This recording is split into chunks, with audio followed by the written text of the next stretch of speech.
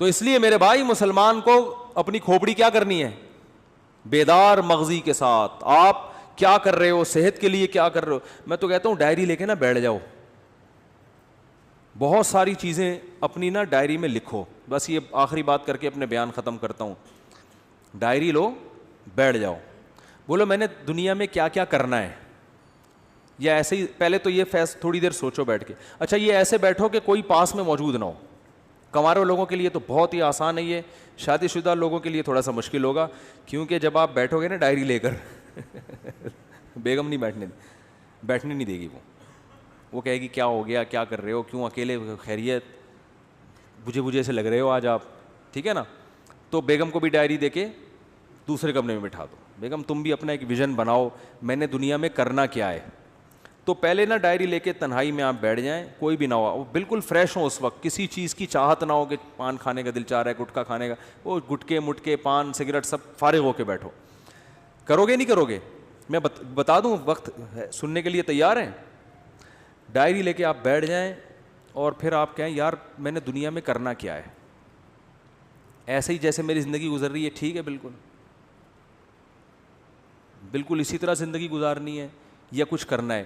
تو آپ کو بہت سارے شعبے نظر آئیں گے جس میں آپ کو سرسری غور سے معلوم ہوگا کہ یار ان شعبوں میں مجھے آگے, بولو بھائی, بڑھنا ہے. کچھ تو کامن چیزیں وہ میں جو سب کے لیے وہ میں بتا دیتا ہوں.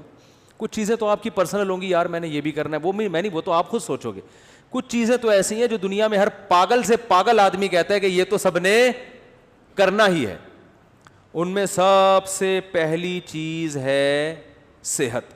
ویسے تو سب سے پہلی چیز ہے اسلام, اللہ کے لیے کیا کیا, لیکن میں صحت کو اس لیے پہلے نمبر پہ کہ اسلام پر عمل بھی صحت کے بغیر ممکن, کیونکہ جب بیمار ہو گئے نا تو وہ کچھ بھی نہیں کر سکو گے پھر. تو بیمار ہونے سے پہلے صحت کی حالت میں اتنا کچھ کر لو کہ بیمار ہونے کے بعد حسرت اور افسوس نہ رہے. اس لیے میں صحت کو پہلے رکھ رہا ہوں, ورنہ پہلے تو دین ہے نا. تو سب سے پہلے آپ لکھو کہ بھائی صحت کے حوالے سے میری مستقبل میں کیا پالیسی ہے. جس طرح سے پھوڑ رہا ہوں یہی پھوڑتا رہوں, جو مرضی دعوت پہ بلا لے چلا جاؤں, جتنے مرضی کوفتے کھلا دے کھا جاؤں. صبح پراٹھے پھوڑ رہا ہوں, صبح 11 بجے سو کے اٹھ رہا ہوں میں, ٹھیک ہے نا, اور پھر آفس لیٹ پہنچ رہا ہوں, اور پھر وہاں بھی وہ کیک رس چائے میں ڈبو کے کھا رہا ہوں, پھر شام کو سموسے بھی کھا رہا ہوں, پھر دوپہر بھی کھانا کھا لیا, پھر اس کے بعد سگریٹ بھی پی لی, پھر چائے بھی پھوڑ دی. اگر یہی بالکل مناسب ہے تو ٹھیک ہے, اور اگر یہ مناسب نہیں ہے تو مجھے اپنی صحت کے لیے اب کیا, بولو نا, کیا کرنا ہے. صرف دعاؤں پہ کام چلانا ہے, یا وظیفوں پہ کام چلانا ہے, یا اس صحت کے لیے کچھ کرنا بھی ہے. ہمارے نبی صلی اللہ علیہ وسلم کی صحت تو بہت اچھی تھی. آپ نے تو حضرت رکانہ کو, جو مشہور پہلوان تھے, ان کو کیا کر دیا, پچھاڑ دیا. آپ تو گھڑ سوار تھے, میدان جنگ میں سب سے آگے آپ صلی اللہ علیہ وسلم ہوا کرتے تھے. تو یار میں کیا, اگر آج اسلام کو ضرورت ہوئی یا کسی مظلوم یا کسی ظالم کے خلاف لڑنا ہوا, تو میں پتلی گلی سے بھاگوں گا یا وہاں کھڑا رہوں گا. ہمارے ایک دوست تھے, ان کے بڑے قریبی دوست تھے, کہتے ہیں میں ایک دفعہ پٹ رہا تھا تو میں نے پیچھے مڑ کے دیکھا تو میرے جو جگری دوست تھے نا وہ ایسے غائب ہوئے جیسے پیدا ہوئے ہی نہیں اس کائنات اور صحیح کیا, بھاگ گئے, ورنہ وہ بھی پٹتے ان کے ساتھ, وہ بھی پٹتے نا, کیونکہ ظاہر ہے صحتیں ہے ہی نہیں, صحتیں ہی نہیں ہیں کوٹنے پیٹنے والی. تو مرد کو تو ایسا ہونا چاہیے, پیٹے نہیں بلا وجہ. کبھی ضرورت پڑتی ہے کہ آپ کو پٹنا بھی پڑتا ہے, اور پٹنے سے بچنے کے لیے سامنے والے کو پیٹنا پڑتا ہے. موسیٰ علیہ السلام نے ایک تھپڑ لگایا تھا قبطی کو, اس کا انا للہ ہو گیا تھا. کیا صحت تھی کہ نہیں تھی؟ تو وہ انہوں نے قتل کی نیت سے مارا نہیں تھا, ان کی نیت تو تھی لڑائی چھڑوانے کی. لڑائی چھڑوانے کے لیے چانٹا لگا اور وہ مر گیا. تو مارنے کی نیت سے اگر مکہ مارتے تو کیا حال ہوتا اس کا, آپ خود سوچو. تو دیندار آدمی ہوں, نبی صلی اللہ علیہ وسلم نے فرمایا, آپ اپنے بارے میں سوچیں گے کہ دیندار ہوں تو نبی نے, یا دیندار بننا چاہتا ہوں تو نبی نے فرمایا طاقتور مومن کمزور مومن سے اللہ کو زیادہ محبوب ہے. تو یار میں, صحت سے تو سارے کام ہوتے ہیں, صحت ہوگی تو نماز بھی ہوگی, روزہ بھی رکھا جائے گا, ماں باپ کی خدمت بھی ہوگی, بیوی بچوں کی خدمت بھی ہوگی. بیوی کی الٹی سیدھی کڑوی کسیلی باتیں برداشت کرنا, بلڈ پریشر کا مریض برداشت کر سکتا ہے, وہ برداشت کرنا آسان ہوگا, ٹھیک ہے نا, اگر بیوی ایسی ہے, ایسی ہوتی نہیں ہے لیکن اگر بالفرض ایسی کسی کی نکلی وائف. تو ابا کی ماں باپ بڑھاپے میں جو چڑچڑی طبیعت ہو جاتی ہے تو اس کو جوان آدمی کے لیے, صحت مند آدمی کے لیے برداشت کرنا کیا ہوتا ہے, آسان. تو یار میں نے اپنی صحت کے لیے کیا کیا ہے, ایسے ہی چلتا رہوں گا یا کچھ کرنا ہے, تو ڈائری میں لکھو. تو صحت کی بھی موٹی موٹی بنیادی چیزیں بتا دیتا ہوں کہ بھائی 40 سال سے میری عمر زیادہ ہو گئی ہے, تو اب سب سے پہلے تو کولیسٹرول چیک کرنا ہے, لیول بڑھا ہوا تو نہیں ہے, بلڈ پریشر چیک کرنا ہے نارمل ہے کہ نہیں ہے, یہ 2 چیزیں تو ہے نا. شوگر کا ٹیسٹ کروانا ہے کہ شوگر کی طرف تو نہیں جا رہا معاملہ, کیونکہ یہی اسی وقت پھر آدمی آہستہ آہستہ جانا شروع ہوتا ہے. تو بھائی اگر ہے تو ابھی احتیاط کرو. یہ ساری 2-3 موٹے موٹے ٹیسٹ ہوتے ہیں, وہ ڈاکٹر بتا دے گا. نہیں بھی کرو ٹیسٹ تو چلو چھوڑو, ٹیسٹ نہ کراؤ. آپ یہ کہو کہ یار اس عمر کے بعد یہ ساری بیماریاں ہوتی ہیں کہ نہیں ہوتی ہیں, تو ان سب بیماریوں کا بیسک علاج کیا ہے, جتنا کھا رہے ہو اتنا یوٹیلائز کرو. جو کھا رہے ہو نا وہ نکال دو کسی طریقے سے. تو اس کا حل کیا ہے, جاگنگ, جم, یوٹیلائز کرنا ہے نا, اپنی انرجی کو خرچ کرنا ہے. تو یار میں کیا کر رہا ہوں, تو ڈائری میں لکھو کہ تیرے باپ کو بھی نا اب صحت کے حوالے سے کوئی الہ عمل, اصل میں تمیز سے اپنے آپ سے بات کرو گے آپ مانو گے نہیں, حقیقت ہے. اپنے آپ سے بھی اگر آپ تمیز سے بات کرو گے, ہمیں عادت ابے تبے کی پڑ چکی ہے. اپنی اولاد کو آپ محبت سے سمجھاؤ مان جاتی ہے بھائی. ایک وقت آتا ہے اس کو بھی ابے تبے سے, ابے تیرے کو انڈے لینے کے لیے بھیجا تو کیا اندھا ہے کیا بہرا ہے, سنتا جب اس طرح سے پھر ایک وقت آتا ہے بولنا پڑتا ہے نا. امپلائز کو لوگ اسی طرح بول رہے ہوتے ہیں نا. تو آپ نے اپنے آپ سے ابے تبے سے بات کرنی ہے کہ بھائی تو ایسے ہی چلتا رہے گا یا انسان کا بچہ بننے کا تیرا پروگرام ہے کہ نہیں. تو بننے کا پروگرام ہے تو آج سے تھوڑا خوراک کا شیڈول کیا کرنا ہے, ایکسرسائز کرنی ہے, صبح اٹھ کے جاگنگ کرنی ہے, کبھی کبھار جم بھی جانا ہے, اور رات کو جلدی سونا ہے. رات کو دیر سے سونے والوں کو شوگر بہت جلدی حملہ کرتی ہے, ڈپریشن میں جاتے ہیں. رات کو جلدی سونے کا کیا, یہ جو ہے نا عشاء کی نماز کے بعد موبائل اب بند, یہ لاک کر کے لاکر میں رکھ دینا ہے اس کو. عشاء کے بعد موبائل ہاتھ میں نہیں آئے گا. وہ ہر ایک کی اپنی الگ ترتیب ہو سکتی ہے, میں تو مثالیں دے رہا ہوں. آپ عشاء نہیں تو 9 بجے کر لو, 10 بجے کر لو, 11 بجے کر لو, کوئی ٹائم تو یہ تو نہیں کہ ساری رات بیٹھا ہوا ہے موبائل پہ, تو پھر تو قبر میں لے جائے گا یہ موبائل تھوڑے دنوں میں. آنکھیں الگ خراب ہوں گی, دماغ الگ خراب ہوگا, اس کی ریس سے جو کچھ ہو رہا ہے سب کو پتہ ہے کیا ہو رہا ہے. تو سوچنا ہے میرے بھائی, سوچنا ہے. پھر آپ نے یہ سوچنا ہے کہ یار عبادت کے حوالے سے کیا کرنا ہے. نماز, اپنے آپ کو نمازی بنانا ہی ہے, بنانا بھی ہے کہ صرف بیانات ہی سنتے رہنا ہے ساری زندگی, اب کچھ عمل بھی کرنا ہے کہ نہیں کرنا. تو اسلام میں سب سے پہلے کیا ہے, بولو نا بھائی, نماز ہے. یار تکبیر اولا کا پابند بنانا ہے, تو یار پابندی ہو نہیں رہی, سستی ہوتی ہے, تو بھائی پینلٹی لگاؤ اپنے اوپر.